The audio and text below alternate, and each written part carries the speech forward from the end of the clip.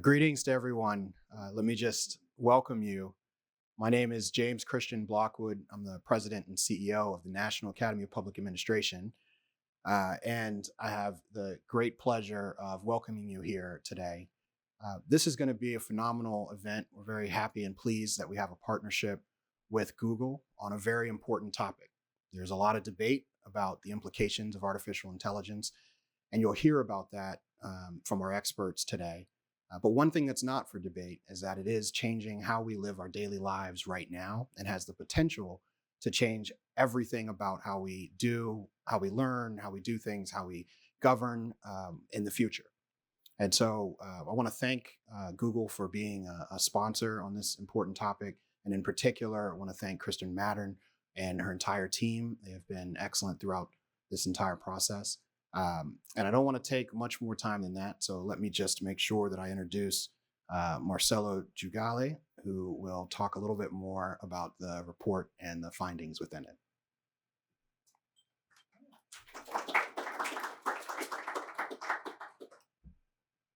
Thank you, James, very much. Let me start with two contextual observations.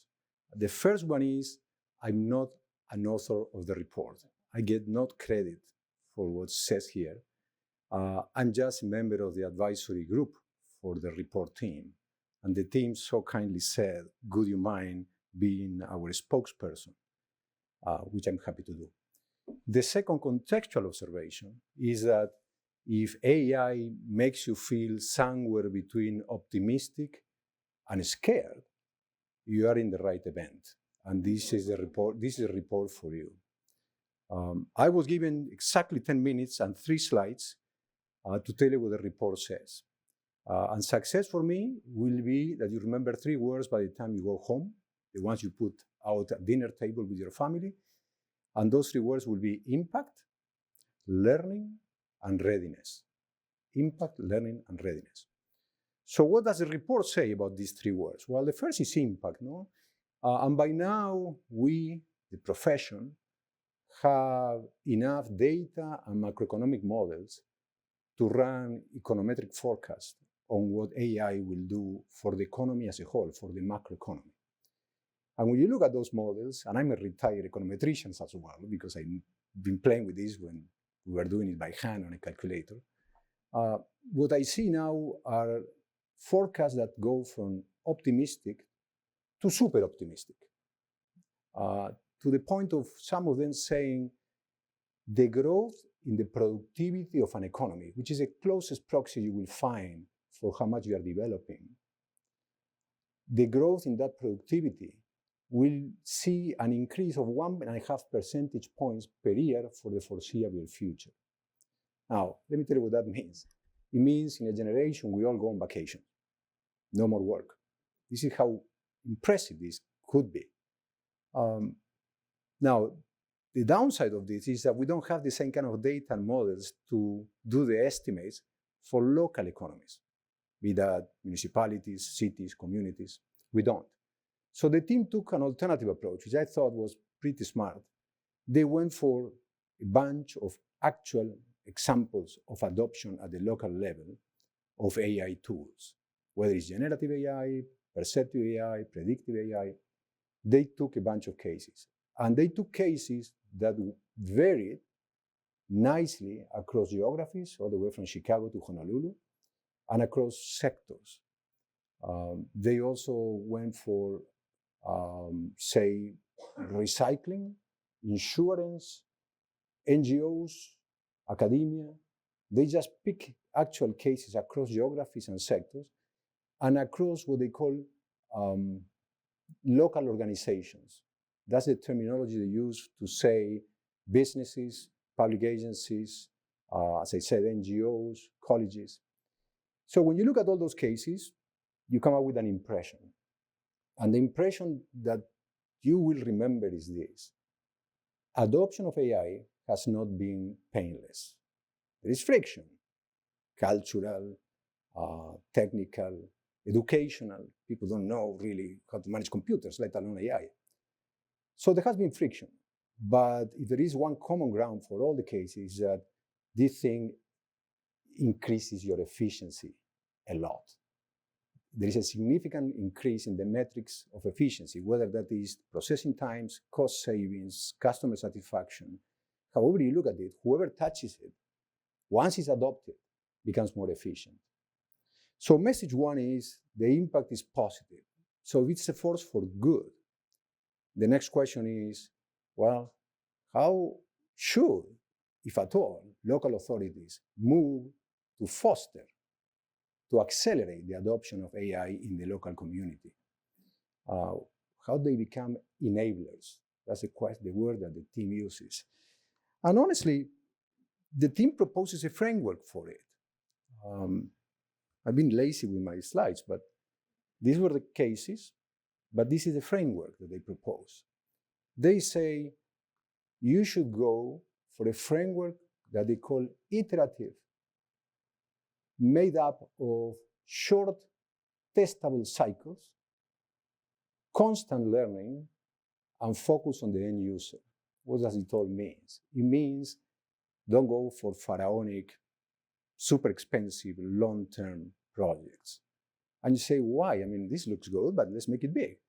And the answer is because the speed at which AI technologically itself is evolving will make you obsolete within a month. So if you say, I'm going to pay for this gigantic data center, even before anybody asks me for it, probably the wrong approach. Because somebody somewhere in the world may conclude we don't need so much energy, which is something that we thought only 6 months ago. So the team is saying, go short, go testable, that word is important, testable, continue learning from what you are doing. That is only possible, they say, if you build a network of partnerships. Not one partnership, not Google and Napa only, is partnership with the whole community. They speak of advocates, service suppliers, academics, users themselves. Just create not just one partnership, but a network of partnerships to keep this learning going all the time. Now, however, they say, even if you have the partnerships, the framework will tell us that if you don't have what they call the fundamental structures for AI, you will be pushing on a string. You will be promising things to your partner that you cannot deliver. What are these fundamental structures? Well, things like obviously broadband, infrastructure, the skills of your workforce. Is digital literacy something that in your town people have, or they are far from that? Very important, the governance of your data. One of the frictions we detected in all these cases is that people don't know if they can use the faces that they pick with the face recognition machine. What happens if the person is undressed? Can I pick that information? So the legal side of it is complicated. So the message is, make sure that you have your structures, not just your partnerships. And then comes the final point, which is, how do I know if I have the structures? No? So the team provides something that they call a checklist, 26 questions that you should ask yourself, divided in 6 categories. And again, the categories are infrastructure, workforce, sustainability. If you're going to put money, will you be able to put money in the future as well, not just today? Governance of data. They keep going with categories, add up to 26 questions. When I look at those questions, I'm not going to bore you with 26 questions, don't panic. What I come off with is, first, you should ask these questions even if you are not planning to foster AI in your community. These are the type of questions that the local leader should grab in a piece of paper at night with a glass of wine and think about it. Do we have all this here? Or at least what are we missing? Why would you do that if you're not planning to push AI? Well, because it's a self-assessment of your local development plan. Are you doing something that is so obsolete compared to this that you shouldn't? Or are you more or less in time? I promise 1 more minute. I have my 10 minutes here. The second impression that you get from this checklist, and this is something that a fiscal economist like me will love, is that taxpayer money is not by itself the answer to expanding the use of AI. It actually may or may not require more money. I'm sure there will be something that you have to pay for at the end of the day, but the message is, be sure that you are ready. Maybe you have what you need. It's a question of organizing yourselves. Let me finish again with these 3 words in one storyline. AI will make you more efficient, no question about it. If you are going to go for it, don't go pharaonic projects. Go short, testable, and don't do it alone. And by the way, you have no escape but to check whether you're ready to do it. Thank you so much.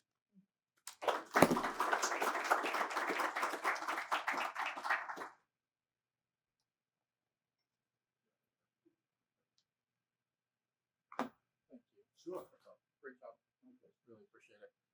So I'm Marcus Jadotte with Google Government Affairs and Public Policy. Thank you all for being here. I have a great honor of introducing a panel, which I will do so shortly. But before I do so, I want to just say a couple words. Marcelo really captured the need for adoption of AI tools. At Google, we believe that AI is perhaps the most profound technology humanity is working on. And it has the potential to solve some of our biggest challenges and unlock potential for progress in every human endeavor, from healthcare, agriculture, across the board, and drive the economic growth and productivity gains that you've already heard of. But that progress isn't inevitable. It really does depend on proactive activity by leaders to drive adoption and drive the innovative potential of technology. And at Google, we are focused on driving responsible innovation. And that has grounded our work in artificial intelligence and will continue to drive our work going forward. So huge pleasure to welcome the panel to the stage, starting with Senator Mike Rounds, who not only is one of the leading voices on national intelligence and national security and intelligence in the United States Senate and in the country, he also is co-chair of the Senate Artificial Intelligence Caucus. Senator, join me. Yes, and I will forewarn the group that the senator has votes in about 15 minutes, so we're gonna try to move really quickly. Also have the pleasure of introducing Gail Roper, who is CIO of Montgomery County, Maryland. Gail, thank you. It's nice to meet you. And finally, Brenna Isman, who is with NAPA. She is the director of Academy Studies at NAPA. So thank you all for joining. And Senator, in the interest of getting the most out of your time, I'd love to maybe start with a couple of questions for you.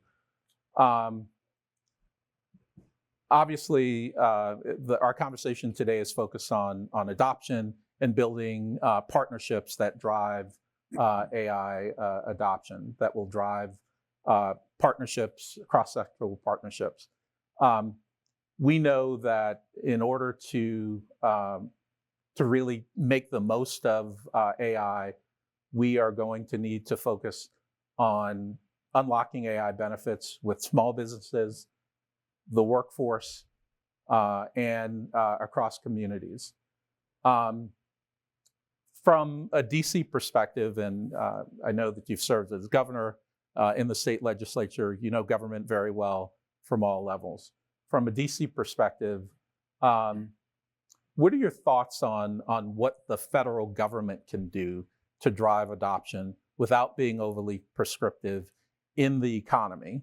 And then I'd love to, before we lose you, talk some about the role that AI can play in supporting national security and defense. Well, and thank you for the opportunity today. And I think this is great that you're actually looking at this at a local, state and local level, because this is really where this is going to drive to. And this is really, in a lot of cases, where the threats will be as well. So thank you for the opportunity here. I'm from South Dakota. I grew up there. I love going back every week, and that's something that kind of keeps you grounded in terms of that. But what you also get are lots of questions when you're back home about how is this going to work and what's AI going to do? And my message to begin with when I'm back home is look, it's not going to go away. It's for real.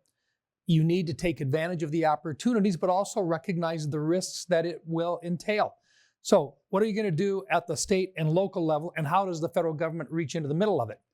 Infrastructure is going to be a huge part of what we're going to need if we're going to take advantage of artificial intelligence in terms of making it available.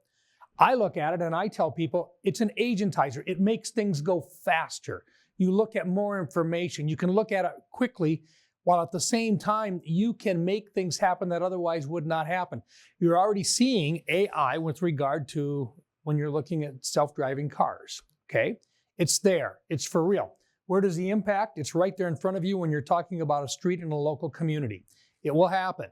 But along with that also comes the threats. And this is where I think the federal government can come in. We have to be able to lay out for communities, these are the things that you can do to enhance your ability to use it. At the same time, these are the things that you've got to look out for. What am I going to talk about in particular? I sit on the Intel Committee. I sit on the Armed Services Committee. We watch and see what right now is happening in cybersecurity. One of the first things that you're going to see at the local level is somebody on the other end going to be talking about what they can do to cause you harm. And what are you going to do to protect your systems? Water systems, electrical systems, utilities of all sorts. What's going to be the first attempt or the first thing that you see when you come in contact with somebody else who is ahead of you in terms of the use of artificial intelligence? And it's going to be a bad guy on the outside knocking on your door, basically saying, by the way, if you want your water system to work correctly, there is a fee that you're going to be paying us. And it's going to be a cyber program. You will also find that they are going to try to find a way to shut down your electrical systems. They're going to try to figure out a way to make your street lights so that they're not necessarily operating appropriately. This is where the partnerships are going to come in between the federal government and the local units of government. We need the ability to help you protect against those types of things. That partnership starts with us understanding who the bad guys are, doing our best to stop them before they ever get into your systems, and being able to move at a faster pace than what they can move, so that we not only identify it and we stop it and we share that information with other entities so that they can patch their systems as well. So just in terms of the first things that I see out there, it's going to be how do we address the threats of other people that are going to be moving to take advantage. We call them the bad guys. The vast majority of them are overseas. They're going to come in through the internet connections that are there, but we need the communities to be aware of it, that nobody is immune to it, and that the people that are in your community are not immune to it either. So first step. Senator would love to pick up on the theme of partnership between the federal government and state and local governments. How should we think about the federal government creating incentives for state and local governments to develop resiliency in the face of the onslaught of cyber threats? Really a good question, because first of all, part of it is education. Okay, and part of it is for local officials to learn as much as they can about artificial intelligence. Matter of fact, Google has, I think it's called Grow in Google or Grow with Google, yes, which would be an excellent way just to get a 101. We can't be afraid about talking about artificial intelligence and about what its impacts are going to be. So take the time to get involved and ask the questions. We're all starting out at a kindergarten level, preschool level maybe even, and working our way through to the second, third, and fourth grade when it comes to artificial intelligence and how it will integrate itself into everything that we do. Whether you're talking about energy, whether you're talking about security, infrastructure, operations, and so forth, all of it is going to have a little bit of AI involved in it, whether we like it or not. The federal government steps in terms of being the first line of defense against overseas stuff coming around, but also to be able to incentivize so that local units of government and the businesses that you have understand how quickly this is going to integrate. It's going to start with energy, and it's going to start with broadband. Energy, we do about 1,300 gigawatts of production in the United States, or we use about 1,300 gigawatts of power. Artificial intelligence will easily use, between now and the next 3 to 5 years, at least another 50 gigawatts, and perhaps as much as 100 gigawatts. We don't have the ability to move that fast. From 1,300 total right now to going to 1,400 is going to take time to do. But local units of government should be talking right now to their energy sources. How much is going to be available for us? What about people coming in, knocking on our door saying, we need to have the ability, if we're going to have a data center here close by, should we run away from it? Or should we figure out a way so that we can utilize that data center and be a home for a data center that might very well pay a significant amount in terms of local sales taxes, paying for the revenue itself, perhaps fixing the difference between what my low end of my power use is and my high end, and perhaps using the spot in between so that we're more efficient in the delivery or the use of that energy source. That's what the local units of government are going to have an opportunity to do. At the federal level, we've got to be able to help them understand just exactly what that need is going to look like. But you've also got to have those businesses not afraid to walk in and to say, look, I'd like to be able to do this. I'd like to be a part of this, but I'm concerned about infrastructure. And then to have that community talk about what their needs are and to be a partner with them in providing that infrastructure. And once again, at the federal level, we've got to make sure that, number one, in the defense of our country, that's our primary responsibility. When the time comes, and at this stage of the game, we have more than just a competitor in China. Today, they are an adversary. And it's unfortunate, but we have to recognize that. Here's what scares me, and then I'll get off my high horse, okay? We have 5 domains that we have to protect our country from: air, land, sea, space, and cyberspace. The one item that hits all of the other domains is the cyberspace side of things. And it's the place where it is the easiest to get into. It has, borders don't protect us. Oceans don't protect us. And when you integrate artificial intelligence into a cyber attack, it means it goes faster and they can change it more quickly. And when that happens, one of the first things that they will do, our adversaries will look at it and say, how can we disrupt the American public? And at the local level, well, it might mean that you might not be able to get your airline reservation as quickly as you could otherwise. It might mean very well that your cell phone doesn't work as easily as it otherwise would. It might mean that your connections are just slower. It might also mean that on the electrical grid, things aren't working as well as they should, and you're having brownouts. And also for transportation, it might very well mean that your systems aren't working the way that they should in terms of your rail lines meeting, and your vehicle movement systems, whether it's street lights or otherwise, might very well not work as well as they should. Those are ways in which people can slow down our ability to respond to an outside attack.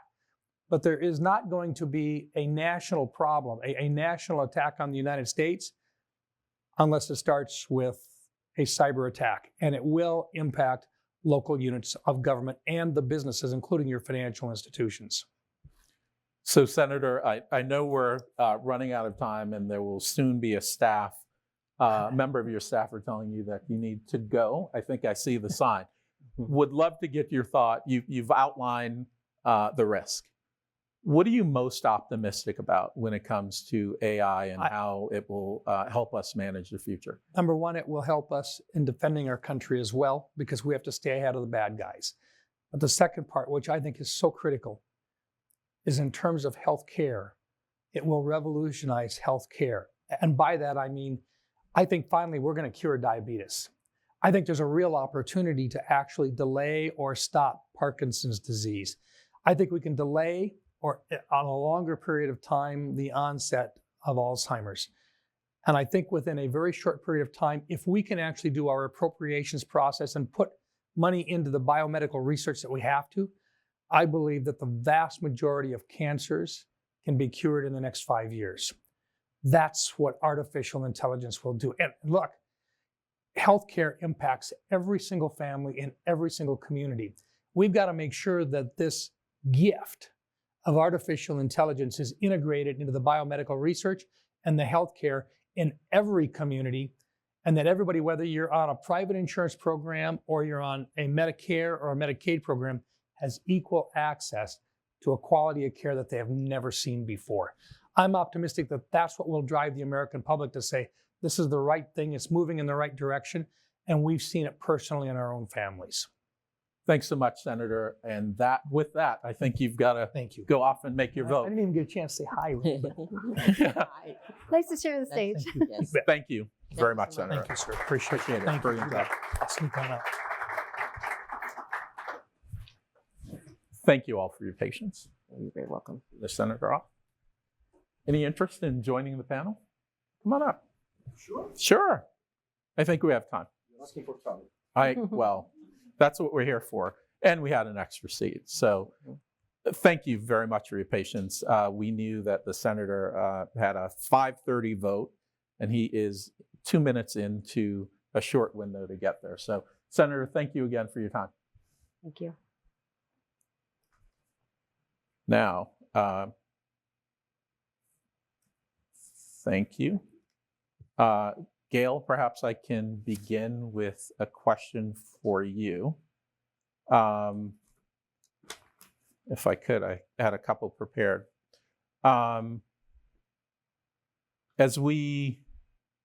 a CIO of one of the leading counties in the space in AI adoption, what advice would you give other local leaders on how to effectively engage with partners to move the discussion around AI impact forward? I would start, and I think that the basis for understanding AI in the government space is to begin to understand who you need to talk to, who you need to partner with, what are those entities that you need to bring together. As part of our AI strategy, we have about 12 partners. Some of them include AARP.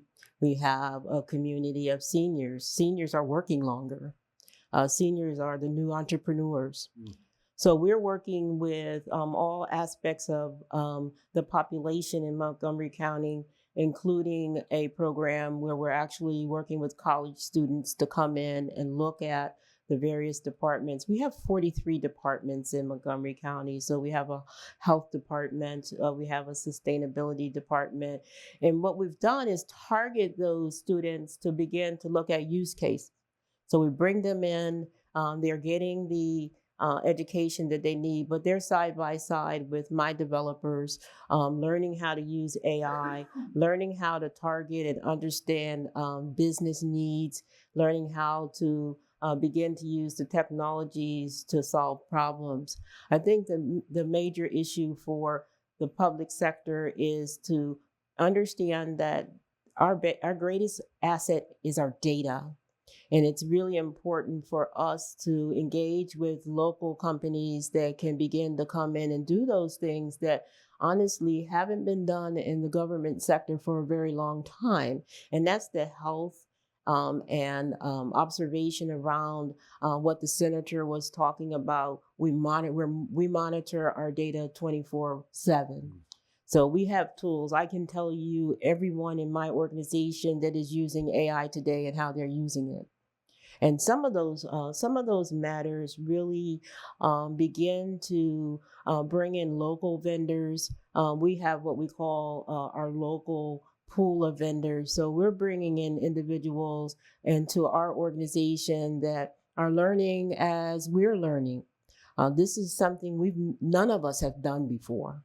So I think the major thing that we have to understand is that we'll be doing more at the local level with data than we've ever done in the past. We haven't had to scrutinize the use of data, what we call the cleanliness of our data, and we'll actually use a lot of local companies to begin to do that. The other thing that we are doing as it relates to being in the community is we're doing the senior programs. We're using AR, augmented reality and virtual reality on the AI to teach history to students. We've got lots of historical buildings, and we've created a bot called Shirley. And Shirley actually, if you walk up to the Oakley cabin in Montgomery County and use your cell phone, point at the QR code, Shirley comes alive, and you'll see chickens walking around in the yard, and it actually takes you back to how Oakley cabin was used in the past. So we're using the technologies to begin to educate. We're using the technologies as we interface. We were one of the first counties in the country to develop a bot for our 311 activities, which is where citizens call in and ask all kinds of questions. We're on our third generation of that 311 bot today. It speaks 147 languages. You're able to talk to it. You're able to actually type into it. So those are the kinds of things that we've been getting a lot of national attention in terms of our AI strategy. And the other thing I would mention is we have what we call an AI Center of Excellence, and that forum really is for us to begin to talk not only to our departments and what their needs are, but also to the public. So when we go out to talk about our 311 solution, we're out in the community talking to citizens about what they need and what they would want to do. So we're trying to touch all aspects of the organization. We've gotten quite a bit of grant money from the state to begin to deploy laptops to underserved communities, probably at the tune of about 20,000 to date. And then we're also making sure from a broadband perspective, we have our own, Montgomery County has its own broadband infrastructure. We've moved a lot of our data off premise into the Equinix data center in Virginia. So we tunnel our data to the Equinix data center in what we call an immutable pipe that is off of the internet to protect our data. We're doing very little on-premise data. So we're using the cloud, of course, and we're doing less of the on-premise because it's more vulnerable than if you were doing it the way we're doing it now. We've begun to provide access and service for some of our partner local municipalities. They're riding on our infrastructure. Montgomery County, of course, provides broadband infrastructure for the school district and Montgomery College. So we want to continue that strategy because infrastructure is extremely important. And we feel like we found ways to begin to build that shield that we'll have to have in the next 10 to 15 years to protect our data as we move along. Thank you. You're very welcome. Very much. Brenna, would love to bring you in. Obviously, we heard a description of the methodology in the report. Congratulations again. Across the information streams that you synthesized to bring the report together, would love to hear about some of the pitfalls that you saw communities experience in the early adoption cycle. So as we generally do when we're looking at our work, we try and frame it more in terms of what are the opportunities, and let's say what opportunities could be missed if local leaders aren't thinking about this. I think for the most part, there's a real recognition that no one entity can do this on their own, not the private or public leadership, not the schools, not the other associations or organizations. But I think sometimes when there is this real anticipation and enthusiasm for something, you kind of jump in head first as opposed to taking a little more time to think about, where am I, where are we on this continuum, and really taking those first steps really seriously, like thinking about the asset mapping to really look and see where you have your strengths and your capacities, and you can do that by a lot of public engagement, holding public forums to make sure that you're getting that information, and really can then start quickly to move towards a plan to bridge those gaps. Marcelo mentioned the self-assessment, and I think just looking at all of those areas through, being very deliberate about things such as the foundational infrastructure, the workforce, the tech and financial assistance needed, the sustainability, the open data, all of those things as leaders are trying to move this ball forward in a deliberate way taking that agile approach to it, which, thinking about software development principles and really looking to see what, getting the answer about what does the customer need, and then organizing the activities to address those needs, and really being able to take that iterative approach as hopefully as your technical capacity expands and you're making more success to be able to pivot and refine your approach. But again, if you're not doing that in a way that's engaging all of the partners at the local level in your community, that's going to be a real missed opportunity. I won't say mistake. Yeah. Are there attributes, either starting place attributes or partnership attributes, that were predictive of success? That's a good question. I think, again, there are some of the attributes that were most the self-reflection, being able to take a step back and look at where you are was, I think, very would be a really good indicator of success moving forward.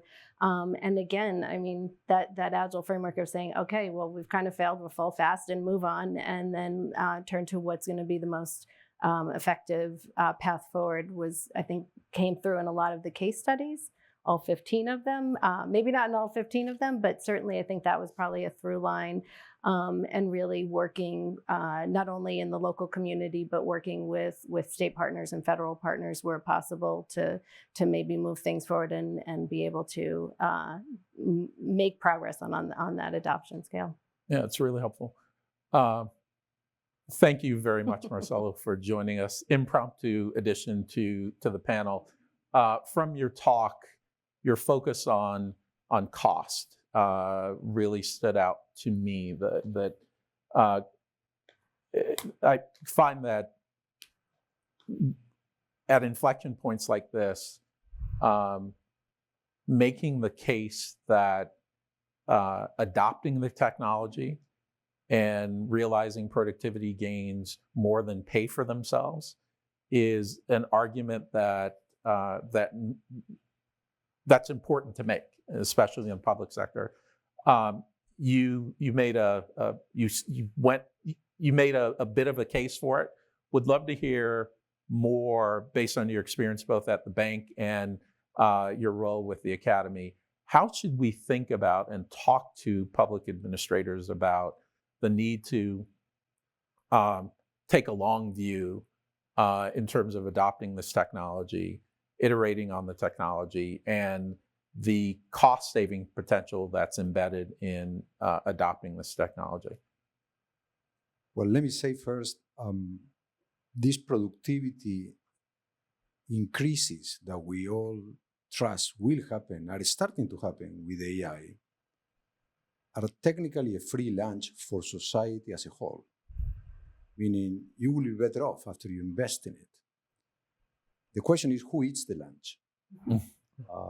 Because you as a government may say, I'm going to use taxpayers' money to allow for more adoption of AI, and that increases the profit of a private company. So the shareholders are super happy. Or you may say, no, I will push for AI in academia. So my students will have now access to more languages. I was super impressed. I had to say, Gail, my admiration for the work you do is limitless. So then my students, my new generation, will be the benefactor of my use of public money, which is a dilemma we have always when we spend money that doesn't belong to us, belongs to the taxpayers.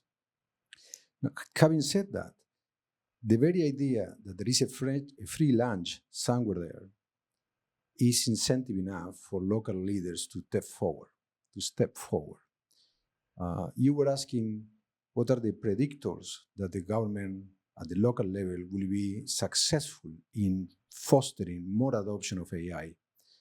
And I will guess open, transparent, responsive governments will be the ones that will step forward first and be more successful because of these partnerships. If you are at odds with your own community, very difficult to set up partnerships. If on the other hand, you are as open as Montgomery County is, listening regularly to your citizens, to your residents, then going out there and saying, can we talk about AI? it's a lot easier. If they trust you because you've been transparent and been open, accountable, then the partnership will be much easier. People won't say you're trying to benefit this private company or this particular college. No, it's more, there must be some good reason for you to call us to be partnering with you. So I think the fundamentals of good government are at play here. Again, openness, transparency, responsiveness, accountability, the things that we in Napa have been pushing for decades, really. That's it's amazingly helpful. As you think about, I love your free lunch analogy and who gets to eat it. Are there areas of adoption that are more likely, in your view, to create trust than others? Yes. Normally, the government function has some angles that touch people's lives more frequently and more closely than others. Public security, policing. Do people trust the police? When I see a policeman, do I cringe or do I say, hey, good morning? Public spaces. Those parks are seen, and there's plenty of evidence, are seen as a huge generator of social capital, meaning trust across people, that we're all respecting our rules of behavior. I would also argue early education is a good way to form new minds, and people tend to say, oh, you're investing in little kids? That's very good, that's very good. Now, when you say, I'm going to fund PhDs, people say, I don't know, what is that, no? Even though the PhD may generate more profit for somebody than the little kid. So I would argue yes to your answer. No? There are some functions where AI will enhance that social capital much faster and much more than others. No?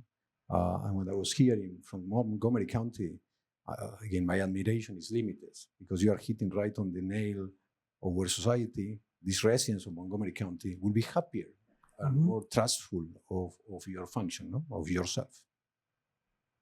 Thank you. So I think we're running short on time, but would love to ask one additional question. And let's focus on the heart of local economies, small businesses.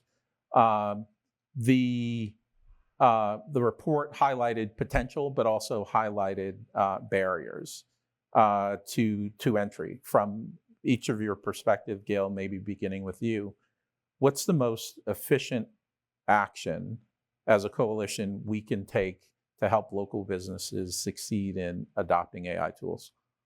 I think from our perspective, just having the forethought to begin to use our public spaces as ways for people to come together and learn. We have all the libraries in Montgomery County. Of course, we have the schools. But I think part of that is creating public curriculum. We've done a lot of that. We've tried to really make certain that people understand their responsibility to AI. That it's not a situation where the government is always going to be the overseer in terms of using AI. So our initial basic curriculum that we have deployed is around prompting, helping individuals to understand their responsibility to the data that they own and that they need to safeguard. So I think part of it is just beginning to have that dialogue. More community initiatives, more work in the libraries, making the libraries accessible to small business owners, having the Wi-Fi that we need in public spaces for small business owners to utilize and begin to build their businesses, and honestly not ignoring elders in terms of their venture into entrepreneurship. Right. You know, I think thinking about the report, which is sort of framing the comments that I intended to make, one of the things that we we talked about the importance of the self-assessment and really identifying where we are. We talked a little bit more broadly about all the case studies that really should incentivize some peer-to-peer learning that is just really can be a game changer. And then I think the last thing that I would want to just talk about in terms of moving these initiatives forward, and where I think the report can be really helpful, is this whole concept of community AI readiness. And again, that need to be self-reflective, recognize where you are, and then thinking about that, I kind of thought about after the report kind of lays out like 3 buckets, right? And there's sort of the tech power, right? Thinking about making sure you have the broadband and the cloud computing, that the data centers are where they need to be. So the data is not moving too slowly. There's not latency issues. There's reliability issues. And then obviously that power grid. The senator had a lot more details around the gigabytes, but obviously recognizing that if we're going to keep moving in this direction, how are we going to power this? And then that second bucket is the people power, the workforce, the training, making sure there's high levels of digital literacy, not only with the citizens, but the folks that are going to have to, or are likely going to be reskilling and thinking about new ways to be employed. And then the data power, if we don't have access to the right open data, and more importantly, I mean, that's a big piece of it, obviously, but then the governance, and that's a role for both public and private sector leaders to make sure the governance allows for ease of use, that outlines the importance of transparency, and then ethical use of the data. So those were my 3 power buckets, and that's my story. I'm sticking to it. Thank you. It's really helpful. Speaking to the foundational elements of what we require for success. Yeah. Marcelo. I walk out of the report after I read it with the feeling that there's really no single bullet, no silver bullet that you can shoot, and then AI will spread through your community. Sometimes people ask you exactly that question. Tell me the one thing I had to do. Politicians tend to be like that. Tell me one thing and we'll go for it. Here, you probably have to think broader than that. That's why if I were to say what is the first thing that will separate those local leaders that will be successful at this and those that will probably take longer, is, do they already know who they are? Do they have an inventory of their assets? Whether it's human assets, physical assets, financial assets, have they even thought about it? I'm sure Montgomery County is miles ahead of the average local community in adopting AI, And I have to say something in praise of Google. The fact that you engage local leaders through NAPA, but you can do it directly as well, in this type of dialogue and awareness creation, is to take one's hat off. I think you're hitting it right on the nail. You are starting a conversation that will hopefully wake up those that are a little behind and will encourage those that are already in the middle of the game. Yes. Thank you. Thank you all for the very insightful conversation. I think our focus is making sure, doing everything we can to ensure that this technology is available to everyone and useful to everyone, and not just to technologists or even available only in Silicon Valley and other tech hubs around the world. We want to make sure that it is available, useful, and helpful to communities and at the local level. That's where the rubber meets the road. So we're very excited about the partnership and look forward to continuing the dialogue. Thank you all. Really appreciate your time today. And Marcelo, again, thank you for stepping in. Sir, any closing? Okay, well, very quickly, thank you to our moderator. Thank you to our panel. As hopefully all of you know, we are a nonpartisan, nonprofit, congressionally chartered by Congress to help leaders build more effective, efficient, transparent, and accountable organizations. And this is just one way we do that, through providing insights and reports listening to our expert panels, hopefully you heard that you can't do it alone, and that you heard that there's infrastructure that's needed, people and data and systems for processing, and that assessment is really important in doing this in an iterative way. And so this is a very good report. I hope everyone has a chance to really go through it.